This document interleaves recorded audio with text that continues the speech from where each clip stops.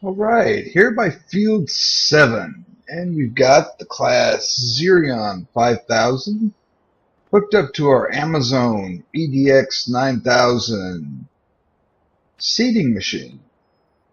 And we'll see how this works on Field 7. Planting a little canola this morning.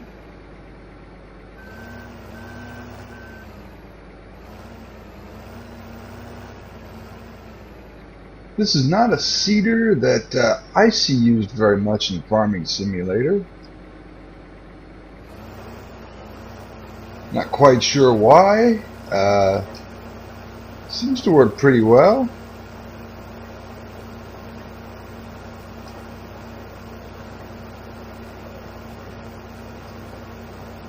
We'll get Ricky going on this. We've got Chris up in Field 12, seeding our corn again. Johnny's doing the cultivating up there.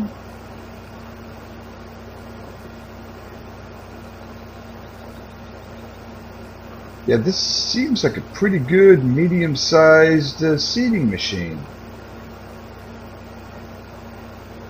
Sometimes you do get some disappointments on modded equipment.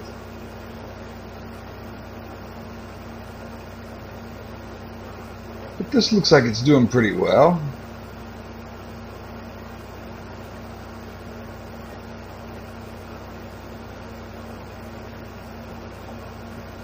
Get some different views around. Yeah, I think we're going to turn Field 7 into a semi-permanent canola field to supply the biofuel refinery. You can see that behind us.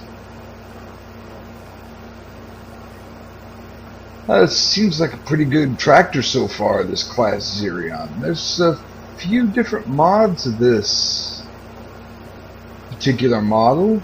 Decided to try this one. No huge problems. Get a shot of the dirt here. Yeah, I don't often see a larger seeder that's set up to go on the 3-point hitch. Most of them are towed. They go on a drawbar or a hitch. This one seems pretty stable.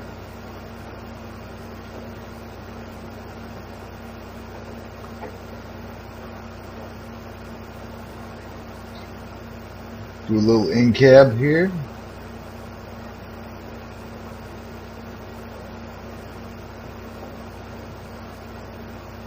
Looks like we could stand doing some verge mowing down in this part of the country.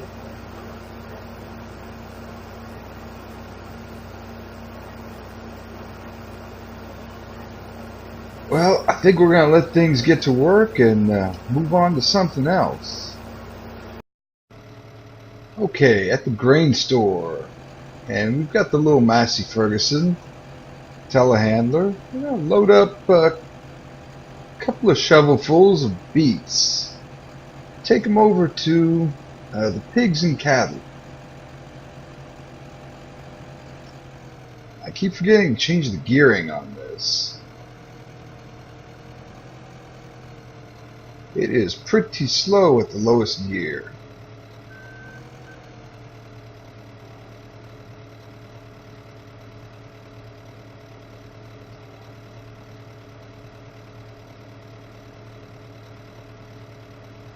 Oh, why are we not moving?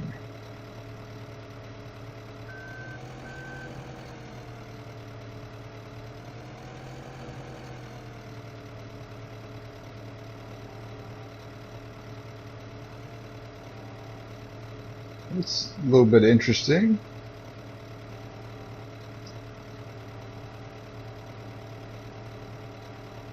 Must be something a little hidden here in the sugar beet pit.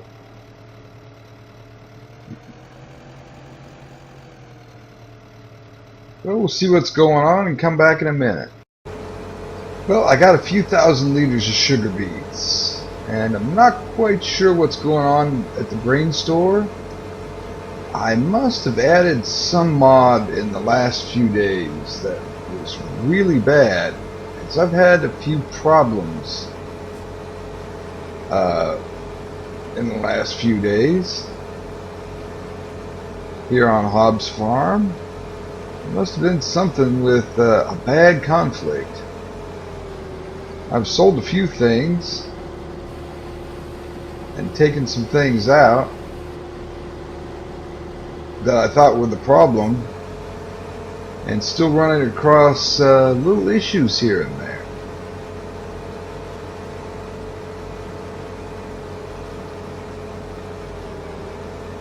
But we're giving the animals our sugar beets. Ought to make them happy. We'll go dump these and get on to something else. Okay, down by the sawmill, and we'll do a little bit of tree cutting while the guys are harvesting in field 11. And I've got Granddad's Kubota with a log grabber on front. We haven't been using it a lot lately. Instead of buying something new, this seemed like the thing to use for just a little hobby logging.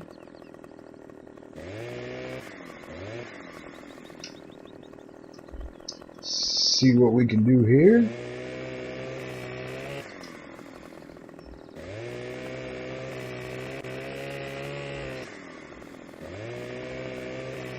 There we go.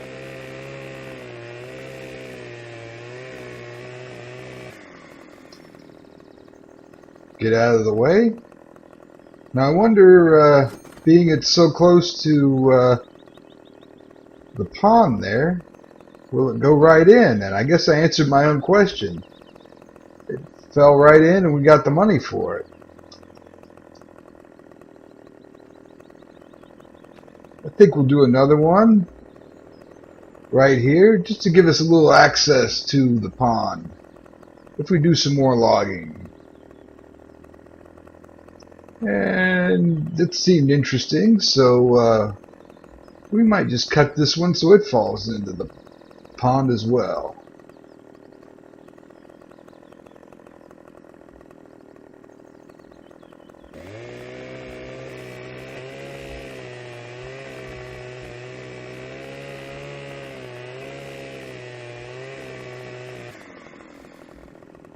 Sometimes it's just how you stand while you're doing this. Oh, we had the trigger there. There we go.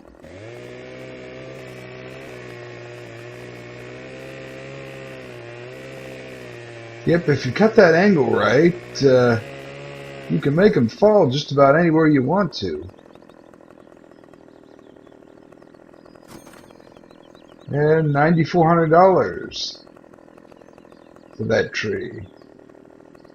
Let's see if there's anything else that's particularly in the way. Maybe this one.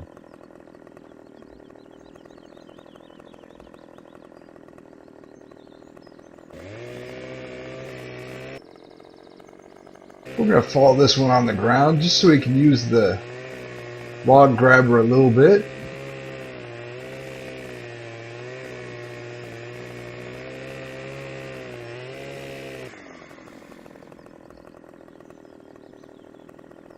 Come on.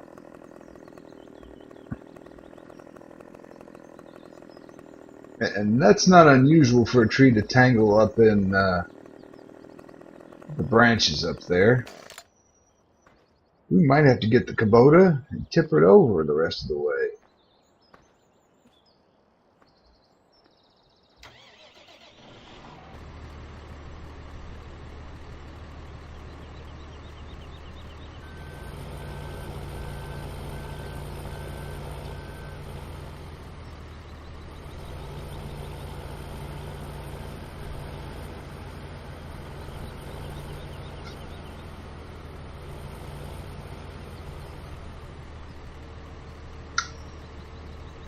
Get our log grabber pretty high.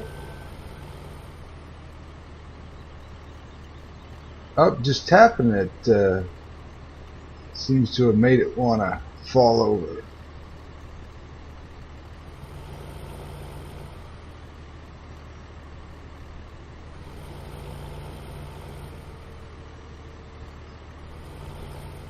Okay, now we've got the log falling over on the tractor.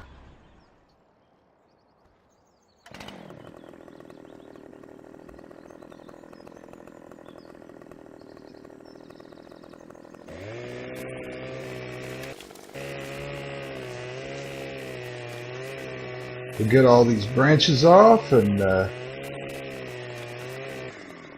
try to cut the tractor loose.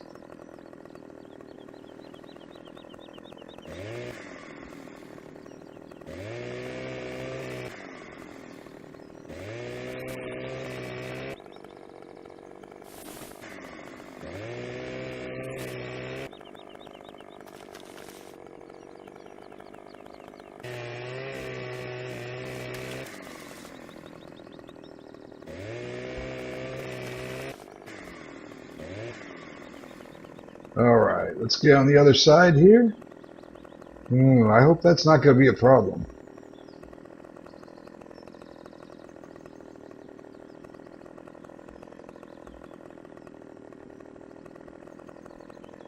Let's find the cutting point there. There we go.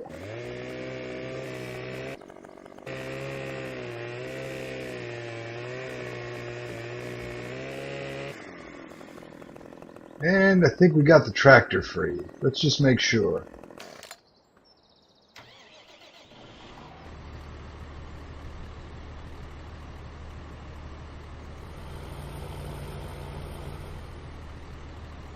Well, it could be a problem. We'll see how it goes. Okay, the Kubota is free of obstructions, so now we can finish this tree. I think we still need a little bit of limb work to do.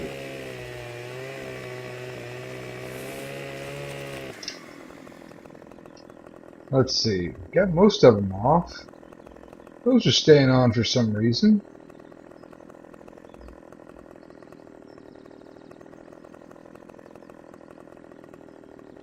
Let's see if we can get these last few limbs off.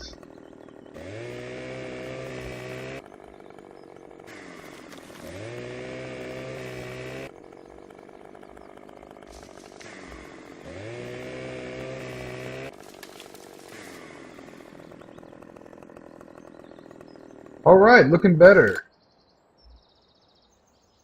I think we'll dump this one log and then chop the rest of the tree up.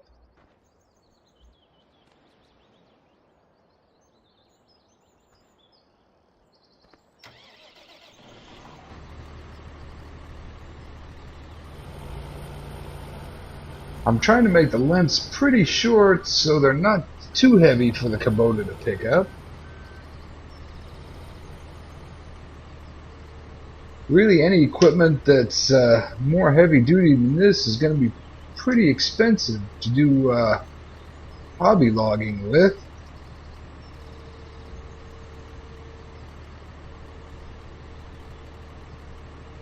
Not quite in the middle, but it's taking care of it. Don't want to drive all the way into the pond with it.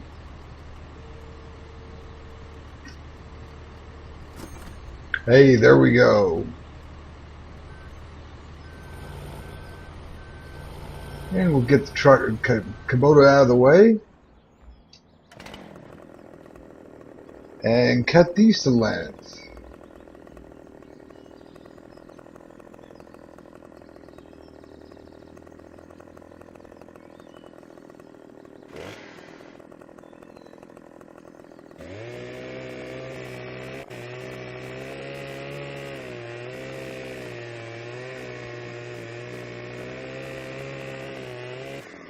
I kind of wonder what our sawmill does with these logs. Is it going to be, fine furniture or paper or wood chips?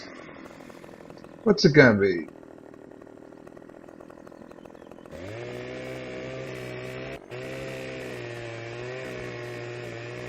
If it was nice hardwood, you'd definitely think they'd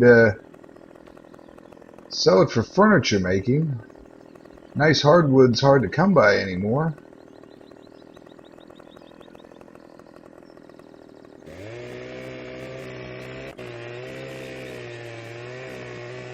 Could be lumber to make houses with.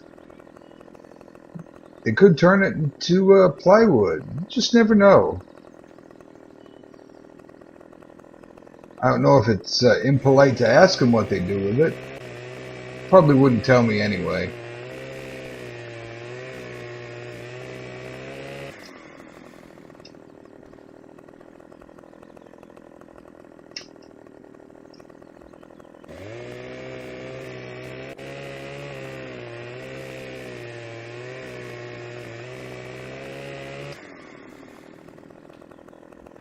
Yeah, I think we might get 1 or 2 more logs out of this. Like I say, I'm cutting them to pretty short lengths. I'd rather make an extra trip or 2 than tear up the Kubota loading something that's too heavy.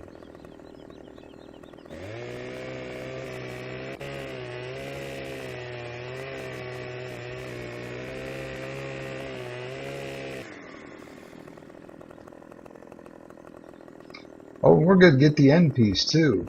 That's nice. Sometimes the end piece disappears if it's too small. Alright, back to the tractor. Well, I think the first log we ought to take out of here is the one that's blocking the railroad track. Because the sawmill people are not going to be happy about that. Luckily, there's no trains coming in and out today.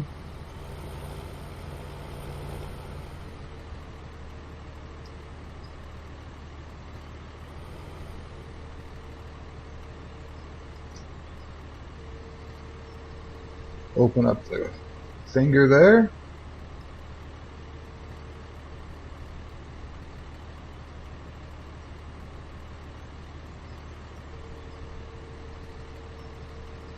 Close it up. Lift. I think we'll probably get the couple next to it too, just to make sure there's nothing blocking the train.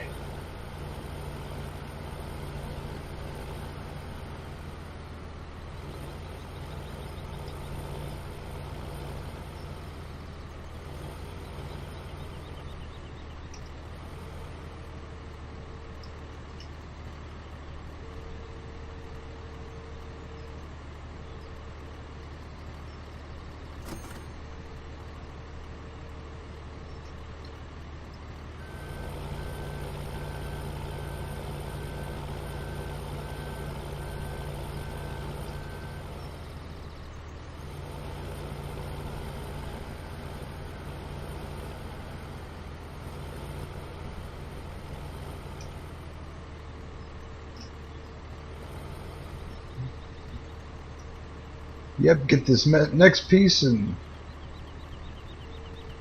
maybe take a break and have coffee.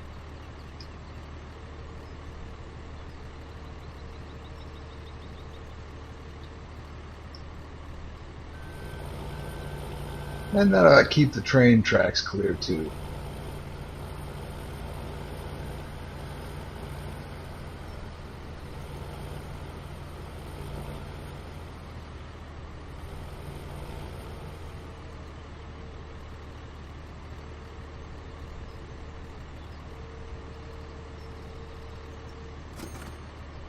Alright. Okay, here at the end of the episode, we're going to check in with Ricky, who's got our Massey Ferguson 98-95 Combine. I think I've said before, but I'll say it again. It's from the Agco brand Combines pack. There's also Challenger and Gleaner available in that pack. We'll jump in the cab with Ricky. Chit chat, have a little coffee while we get this wheat harvested.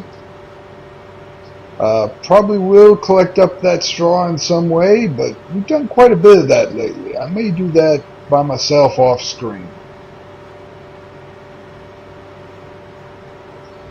We're probably going to replant this field in some canola, because we've still got a need for canola for the biofuel refinery.